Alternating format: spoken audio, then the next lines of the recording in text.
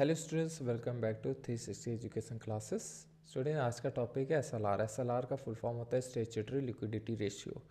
अब इसका मीनिंग ये होता है कि जब कॉमर्शियल बैंक को आरबीआई के इंस्ट्रक्शन के अकॉर्डिंग एक सर्टेन अमाउंट या एक सर्टेन लिक्विडिटी अपने पास रखना होगा या कैश के रूप में रखना होगा। ठीक है, ऐसा क्यों कहता है आरबीआई? आरबीआई बोलता है कि जब भी पब्लिक का पैसा जमा हो वो पब्लिक कभी भी अपने पैसे को डिमांड कर सकता है, तो उसका एक सर्टेन अमाउंट अपने पास रखिए और बाकी जो बचा हुआ बैलेंस है उसको लोन के रूप में आप पब्लिक को, थर्ड पार्टी या दूसरे पार्टी को दे सकते हैं।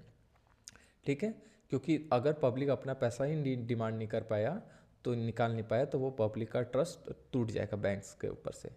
तो अब इसके पीछे रीज़न ये पता चल गया। अब इसके थ्रू क्रेडिट कंट्रोल कैसे होता है? इसमें जब कहेंगे अगर आपका एसएलआर 10% है तो 100 रुपये में से 10, अगर जूम करो पब्लिक का पैसा 100 रुपये जमा है तो 10 रुपये आपको अपने पास रखना पड़ेगा।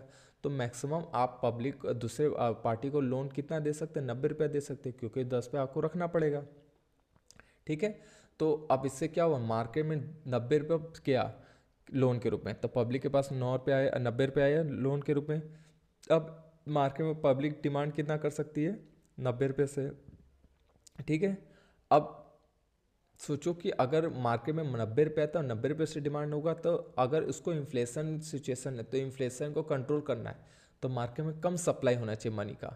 तो वो क्या करेगा, एसएलआर का परसेंटेज बढ़ा देगा, 10 से मान लीजिए 20% कर दिया।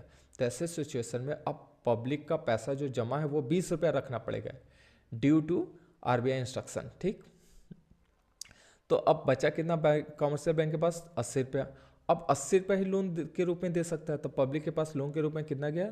80 रुपीज़। ठीक, तो अब मैक्सिमम से मैक्सिमम कितना वो डिमांड कर सकता है पब्लिक? 80 रुपये से। पहले 90 से करता रहा, तो 10 रुपये कंट्रोल हुआ, 10 रुपये से प्रोडक्ट की डिमांड कम हो गया। तो इस तरीके से क्या होगा, इन्फ्लेशन धीरे धीरे कंट्रोल में आ जाता है। तो हम इन शॉर्ट में कह सकते हैं कि सर इन्फ्लेशन की सिचुएशन में एसएलआर का रेट बढ़ा देते हैं और डिफ्लेशन के रेट में एसएलआर का रेट घटा देते हैं। ओके स्टूडेंट्स, अगर आपको वीडियो अच्छा लग रहा है तो please like, subscribe and share कीजिए।